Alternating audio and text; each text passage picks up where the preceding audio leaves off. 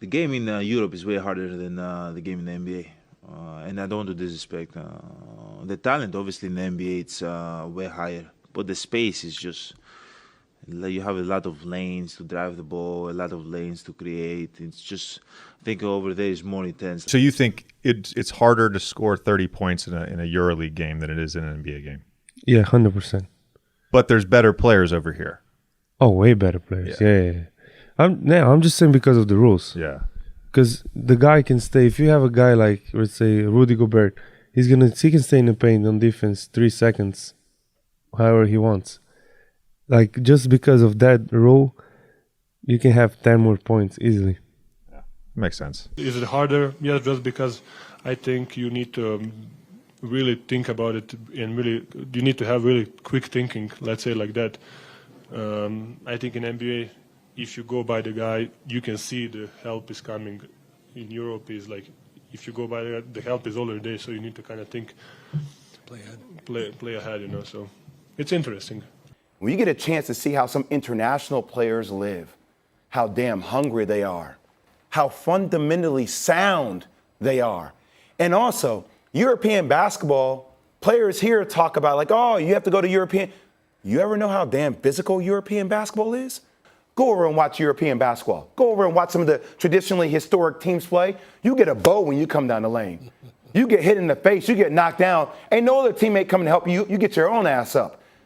The NBA spent decades teaching the world how to play basketball. Now the world is teaching the NBA back, because for most of basketball history, America didn't just dominate the sport, it defined it. The stars, culture, business, everything revolved around the United States. But something has changed. The best players in basketball are no longer coming from one place. This is a global power shift that's changing how the game is played, how players are developed, and where the future of basketball is headed. For years, international players in the NBA were viewed as exceptions, but now they're becoming the standard at the very top of the league. Nikola Jokic from Serbia, Giannis Antetokounmpo from Greece, Luka Doncic from Slovenia, Victor Wembanyama from France, Shai Gilgeous-Alexander from Canada, and many more. These aren't role players anymore. These are MVP level players, faces of the league.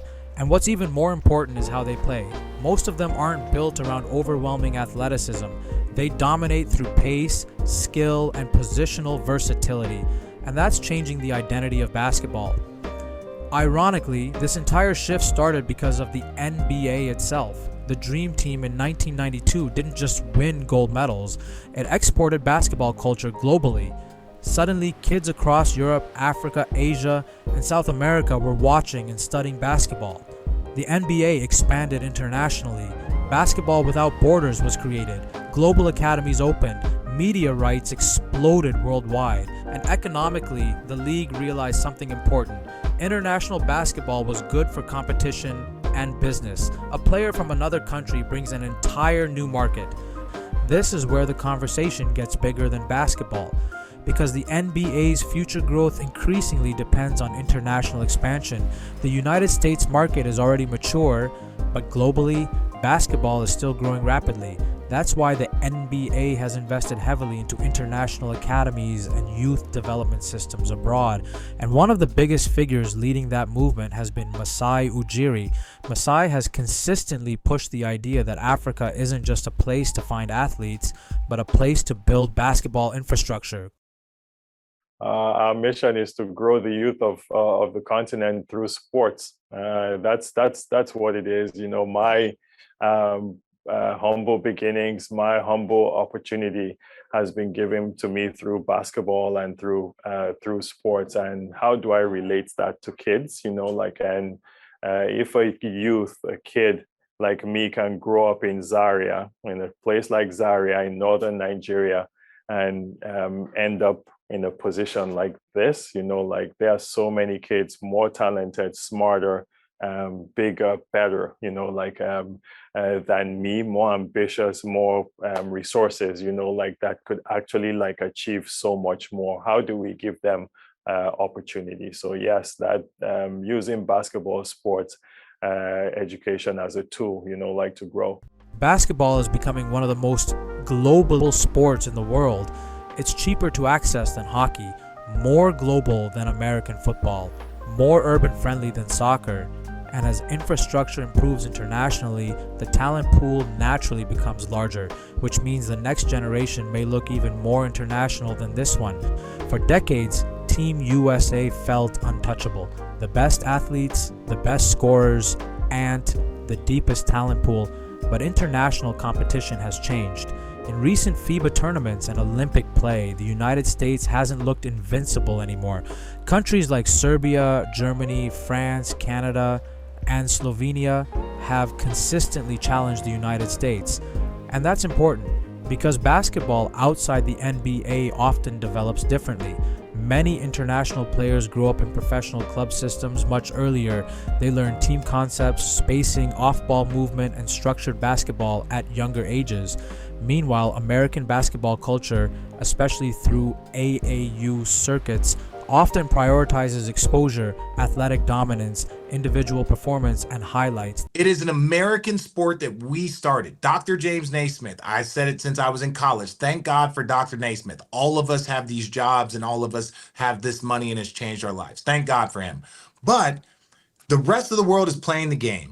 And they are playing the game from how do we teach the game? How do we give people the proper skill level, right? If you think about Brazilians in soccer, you think about the French, the way they teach, like the way they teach football and why America is behind, the skill level of their youth before they even get, 8, 10, 12. That's why the greatest soccer players come from Brazil and from France and from England. It's like the way they train is far different than the way we train over here. The way we train here in America, on top of you add in the capitalism aspect of it from like the NIL and to the colleges, and you can only work out with your coaches 3 hours, or 2 hours a day, and that's the max you could. They cap this. Meanwhile, other countries have kids in academies at 15 years old practicing twice a day, every fucking day. You're in Europe. If you go play in Europe, you practice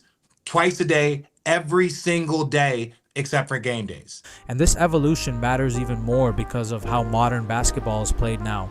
The NBA today rewards spacing, versatility, and positional flexibility, which happens to align extremely well with many international development styles. Look at Jokic, a center who controls the game like a point guard. Look at Luka, a player dominating through manipulation and pace instead of explosiveness. Look at Wembanyama, a 7'4" player handling the ball, protecting the rim, and moving like a wing. These players are redefining positional expectations entirely. And because the league is becoming more skill-oriented and less rigid positionally, international players are entering the NBA more prepared than ever to thrive in those environments. What's happening now isn't random anymore. Teams are investing more into overseas scouting departments. Young prospects are entering professional systems younger. NIL opportunities are changing development paths. And basketball is becoming increasingly connected globally through media and technology. The distance between international basketball and NBA basketball is shrinking rapidly, and eventually that distinction may disappear completely. This doesn't mean American basketball is dying. Far from it, actually. The US still produces incredible talent and remains the center of the basketball world economically, but the gap has closed. And the future of basketball no longer belongs to one country alone. The NBA is becoming something bigger, more international and more globally interconnected. And from a business perspective, that's exactly what the league wants, because every international superstar expands the NBA into another region and another audience. For decades, America exported basketball to the world, and the world listened. It learned and evolved, and now it may be shaping the future of the sport more than America ever did. Because basketball is becoming the world's game, and the next face of the league could come from anywhere.